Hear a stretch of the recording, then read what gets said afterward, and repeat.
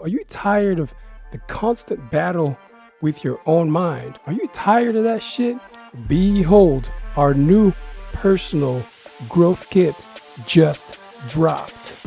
Break free from false beliefs. And in this kit right here, you will learn to get better at challenging and redirecting your own negative thoughts. There's a learning section, an exercise section, and you're gonna love this. There's also a motivating reason section to push you forward. Check this out. You'll learn what false beliefs are and how to recognize them. We'll do small but powerful exercises together to help you get better at understanding and controlling your own thinking. The motivating reason section, we're going to show you how you can put a driving force behind your own will to improve yourself. We'll help you envision a better self and redefine what's possible for you.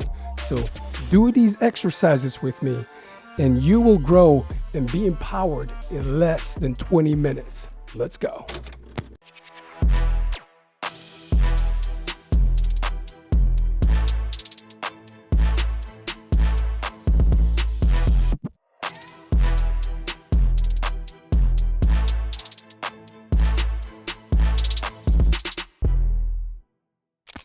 If you already know what false beliefs are, you can just skip this whole section and go to the next. If you don't know what they are, this is for you. So imagine you're wearing glasses, and those glasses that change how you see the world. And these glasses make you believe things that aren't completely true. I'm always to blame. I'll never be as good as the others. I fail at everything. I'll never be a good parent. I'll never have a lasting relationship, and nobody likes me. But why does this really happen? Well, it's because our beliefs and experiences shape how we perceive the world that's in front of us. So as a result, we often align with our own existing beliefs and we overlook the elements that contradict them. Every time we believe these false ideas, it's like adding fuel to a fire. The more we believe them, the stronger they become. So false beliefs, they're thought circuits, our thinking patterns, and they're reinforced over time, over and over again. And ultimately, they become automatic thoughts. These false beliefs can create a blind spot from reality, which makes reality a whole lot harder for you. Now, so when you repeat false beliefs to yourself, it's like you carve out a pathway in snow, like when you're skiing. So initially, running down this path isn't a big deal, right? If it's the first time or the second time, it's not a big deal. But over time, the depth of that path, the same path you keep going over and over and over again, the depth of that path becomes so deep that it's difficult to navigate your way out of it. So the speed at which you run down this thinking path increases with each repetition, making it harder to recognize when you're actually already trapped in it, right? That's why these things become automatic. You didn't want to trigger them, but they're triggered. And now you're in it. It's hard to get out. And you run that path and you keep thinking certain things one after the other, right? And in this next section, you'll learn how to recognize when you're right in front of the gate before a high-speed rundown of these false beliefs. First of all, you need to recognize what you say to yourself. Okay, so what you tell yourself is a powerful indicator of underlying beliefs. So persistent self-criticism or persistent self-doubt often signal that you are operating under the influence of false beliefs. Number two, recognize avoidance patterns, right? Avoidance patterns manifest when we systematically sidestep opportunities, not wanting to have children because you had a difficult childhood, or avoiding long-term relationships because you just got out of a bad one, or you deeply fear that your new partner, for example, will leave you because the previous one left you, or avoiding social situations due to a fear of judgment. All of those avoidance patterns typically come from a false and limiting belief. Number three, Recognize cover up behaviors. So when avoidance isn't the response, some people just engage in extreme behaviors to compensate underlying insecurities, and that will result in extreme pressure and exhaustion. For example, perfectionism in work or academic settings, right? So some people may constantly strive for perfection in their work or studies, never feeling like they're satisfied. They spend a tremendous amount of time, hours on a task, become overly critical of minor mistakes. Another one, overcommitment to helping others. Another one, taking too much responsibility. Always volunteering to help friends, family, colleagues, whatever, and that at the expense of their own well-being, your well-being. That can be a way to seek validation and approval and compensate for underlying insecurities based on false or limiting beliefs about yourself. Now, let's address your wrong beliefs, and we're going to do some exercises designed to challenge and replace your false beliefs, and we're going to guide you towards a mindset that is going to support your personal growth. So let's explore together. Do this with me. All right, so you can totally do these exercises on your own. You can download these free exercises on lifexp.com, and I'll leave the link in the description below. You can print them out. You can fire up your computer like I'm doing right now, or you can whip out your smartphone all by yourself, doing it solo. I don't want to hear no excuses like I've tried before, I'm always going to be this way, or I don't have time and all that bullshit. If you really want to cut off these shitty thoughts, if you really want to stop, if you really want to get better and improve yourself, you're going to have to do this. Remember, I've been through this and I've learned to do this so you can learn too. Before we start, I want to congratulate you for making it to this section. Celebrate every single win, no matter how small. You made it this far. Great. Good job. So, a little round of applause just for you. All right. Second thing I really think that is important, that you do these exercises in complete honesty. The only way to get better at seeing the truth is by telling the truth. Be true to yourself and take a deep breath, and let's start. We're going to define your negative automatic thought. So, what thought or image crosses your mind? Okay, what is your negative automatic thought? What thought or image crossed your mind? Okay, write that down. Just write down that one negative automatic thought that you want to work on. I'm going to write down, I'm not good enough. That's a very common example. What you want to do is write yours down. Maybe it's the same one. How much do you believe this thought? You believe this thought to some degree, otherwise you would not be here. Okay? You want to pick a number between 0 and 10.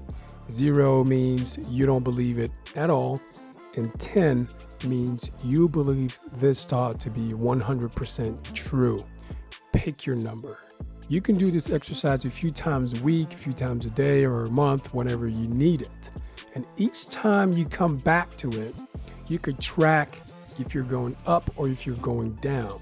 Based on the direction of your number moving up and down, you can start to track what or who causes that upward or downward movement and become more aware of your triggers. So the most natural thing most people would do when they become aware of their triggers is, well, they attempt to do less. They attempt to be exposed to less to those people or environments that trigger them. You can do that, but you also have to remember that the goal is not to remove the things that trigger you. That's not my goal here. The world is full of triggers. Your life is full of triggers, good and bad. Now, everywhere you go, you will find triggers. And the goal is not to remove the triggers. My goal, is to make you stronger and better. Next, thinking errors. We all make thinking errors, and we make those thinking errors more often than we think.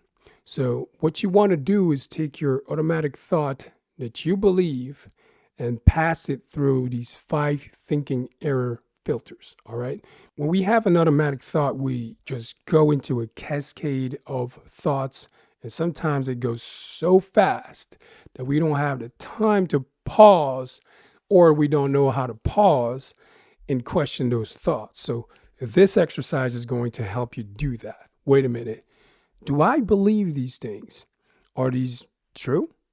Are these not true? Am I seeing things the way they are? Or are these things just false projections that sometimes I mistake for reality? The 5 most common thinking errors people make are mind reading, jumping to conclusions, all or nothing, being focused on just one piece, or leaving out information, right? Are you mind reading? Are you jumping to conclusions? Is it all or nothing? Are you focused on just one piece, or are you leaving out information, or a combination of those things? Let's take an example, right? You got 9 compliments and 1 criticism, right? So the birthday party you organized last week was awesome, right? I loved the unique video invitation you made. That was really, really cool. The music, the vibe, the decoration, it was such a great day. Food was really good. Drinks were on point. I couldn't find any still water though. I'm not into sparkling water or soda. I could get any, but it was well organized. Everything was perfectly timed. The kids had the little kids corner, and that was really well thought out. And the best thing was that the food islands, different types of food at different spots, and that was brilliant. I'm actually thinking I need your help to organize a birthday party for my son. Can you help me with that, right? I just gave you 9 compliments and criticized 1 thing. What typically happens is that when you have an automatic negative thought, is that you'll lock into that one negative thing. The fact that there was no still water. You got 9 out of 10. But you built out a negative story in your head that isn't true. So you keep repeating it and you keep believing it, and that makes you behave in ways that do not align with reality. I gave you a 9 out of 10, and you are behaving as if you got a 1 out of 10. Okay, let's do this exercise. So go back to your automatic negative thought. Are you mind reading? Circle yes or no. Are you jumping to conclusions? Circle yes or no. Is it all or nothing? Circle yes or no. Are you focused on just one piece? Circle yes or no. If 1 or more filters are valid for you, I have good news for you. Here's the good news. Your automatic thought is a false belief. It's something you made up. It's something you made up. It's not real. That's the good news. You made it up, which means you can learn how to turn down that little voice in your head that is telling you something that isn't true. This is your life you're working on. Approach this with truth, with honesty. Next, ask yourself the following question. Where and what was I doing when I last had that thought? Okay? It's important to articulate it and say it, to train yourself to become more aware of triggering circumstances, triggering people, and triggering factors. Let's say I was out drinking with friends and something came up and that triggered the whole cascade of thoughts. Write it down. What were you doing and where were you when you last had that thought? Next, the emotions you experienced in that moment. Were you afraid? Were you happy? Were you ashamed? Were you anxious? Were you confused? What was that sensation? The feelings you had. Write down the feelings you had when you last had that thought. Let me do this right here. I felt anxious that someone would mention the thing that would make me feel bad. So I wanted to change the subject as soon as I could. Write down yours. Next, evidence supporting the automatic negative thought. What points what things about that negative thought are actually valid points. Your automatic thought may be negative and false, but it can have elements to it that indicate that it could be true. Write them down.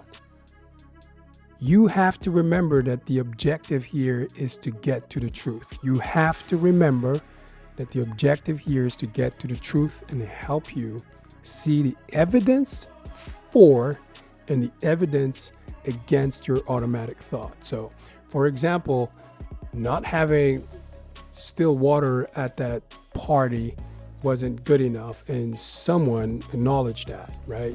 And someone told me that there was no still water. That's clear and valid evidence supporting the thought that, that just wasn't good enough. Write down things for yourself. It could be one thing, it could be two things, three things, whatever. Write it down for yourself. Okay, so evidence against the negative automatic thought, against the thought. For example, I'm thinking that I'm not good enough. My friends who were there gave me a lot of compliments when I think about this. So I actually made plenty of thinking errors. I was mind reading. I was jumping to conclusions. I felt like it was all or nothing. I was focused on one thing, and I left out a lot of information. What evidence do you have against the thought? Write it down for yourself. Make sure you apply the thinking errors here and add any other evidence against the thought. Write it down. Alternative thoughts. Now that you have considered proof for and against the automatic thought, what thought do you believe now? What do you have left, and what's the alternative thought you have now? Considering proof for and against the automatic thought, what do you believe now? Write it down. I initially thought I'm not good enough. My new thought, my alternative thought now is I'm actually pretty good. I just forgot something. I can do better next time. That's my answer now. Okay? If you are like me, and you make thinking errors from time to time, you now know you can challenge your negative thoughts using a thinking errors framework. You have no excuses no more. I said it. Oh yeah. You can do this anytime a negative thought comes up. All right, so you can do this once a day. You can do this once a week, whatever works for you. You can continue to do these exercises to help yourself see through your own false beliefs that have been reinforced for a very long time. So help yourself see patterns, help yourself see clearer, help yourself see the truth, and break free. Motivating reasons section. All right, so this section, an exercise, is designed to help you articulate a reason why you should get better, why you should better yourself. The reason is you. You are the purpose. You right there. You are the reason. Here's why you're the purpose. It's not good for you to let your future and better self to go to waste. It's not good for you. It's not good for the people around you. It's not good for the world to let your potential go to waste. You are the driving force behind your life. If you choose to better yourself, and every morning you wake up, you confront the infinite potential of who you could become each day, and turn those small bits of potential into reality. But you have to be willing. You have to be willing. You have to be willing, because deliberate confrontation is key to liberation. I'll say that again. Deliberate confrontation is key to liberation. I'll say it again for those in the back. Deliberate confrontation is key to liberation. Okay, let's go. Step 1, describe where you are today. Reflect on what kind of person you are today. Okay, step 2, What does a better version of yourself look like? Write that down on the right side. Step 3, now you want to identify 1 or 2 small actions in the intersection of who you are now and who you could be. Okay, that's what we're going to write down in the middle. Let's do the whole motivating reasons exercise together now and start with where we are today. Describe your current self. What kind of person are you now? What kind of person are you now? Be honest. What kind of person are you now? Be honest. Don't hold back. Put it down here in both good and bad. Put it in there. Here's an example. I easily feel like I'm not good enough. I feel like I'm not good enough. I know that I'm not the worst person doing anything, but I do beat myself up with these negative thoughts. I wish I could stop it. That is one example. Now you do yours. Again, be honest. Describe your current self right now. Your turn. What does better look like? Okay, so you need an aim. Okay, you need an aim. You don't want to walk around the earth and be aimless. You don't want to be here for 70, 80, 90 years and not get better at anything. Pick an aim. You need an aim. You need an aim to orient yourself towards better. What better looks like, that's up to you to define. But you need an aim to orient yourself. So describe the kind of person you want to be. All right, so here's an example. I want to be someone who does not need external validation to feel good enough. That was an example. Put down yours and be honest. Describe your future self. What is better for you? Okay, step 3, how do we navigate today? Now that you've articulated an aim, a future state of being, a better state of being, the intersection is a powerful tool to pull yourself towards that better and elevated version of yourself. So you need that pull to navigate towards better, but exactly at the level you could do, you would do, and you will do. I'll say that again.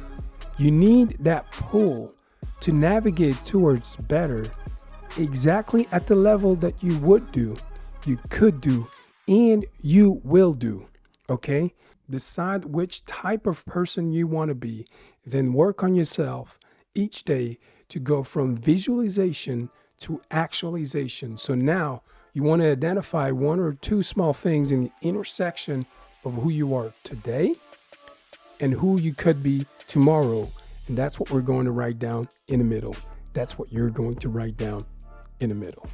Go back to your future state, scroll back, and now you write in the intersection how you're going to navigate towards the smallest level you could possibly imagine. The smallest level of improvement you could possibly imagine. Put that in the intersection. So here's the type of person I want to be. 1, I am someone who questions my thoughts and verifies if I make any thinking errors. 2, I will come back to this exercise each time I hit a low point. Now, your turn. Write down 2 small actions for yourself in the intersection between who you are today and who you want to be. You want to break it down to the smallest possible game you can win. When you win, you will keep playing the game and go to the next level of difficulty. That's the key. Make it small enough that you want to actually play, and you play and you do it, and then you go to the next level of difficulty. So because here's where things usually go wrong. We want to take big leaps. You want to take big leaps. You can't get yourself to do it. If you want to take big jumps, sometimes you don't even get yourself to do it. It's too big. It's too scary. And you can't get consistent even if you did it one time. So you got to get yourself to a point where you would actually do it. So break it down to a small action that the current you will actually do it, and you will get better. It's not life that will get easier on you. Life is still going to be tough. People will still trigger you, but you will get better. You will gain superpowers. And that's the purpose. The purpose is you, a better you. You're always the purpose.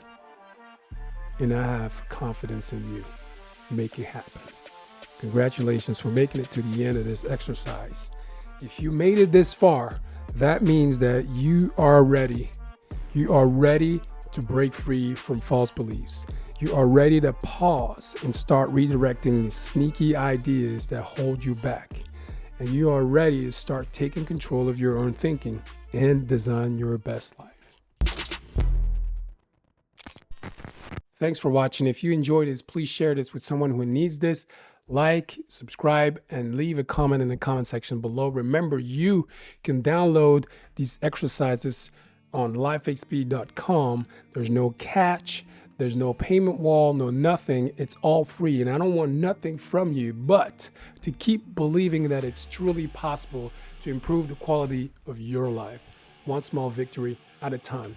My name is Chris Kasonga, and it's been a pleasure and honor to be your host today. Keep living an empowered life.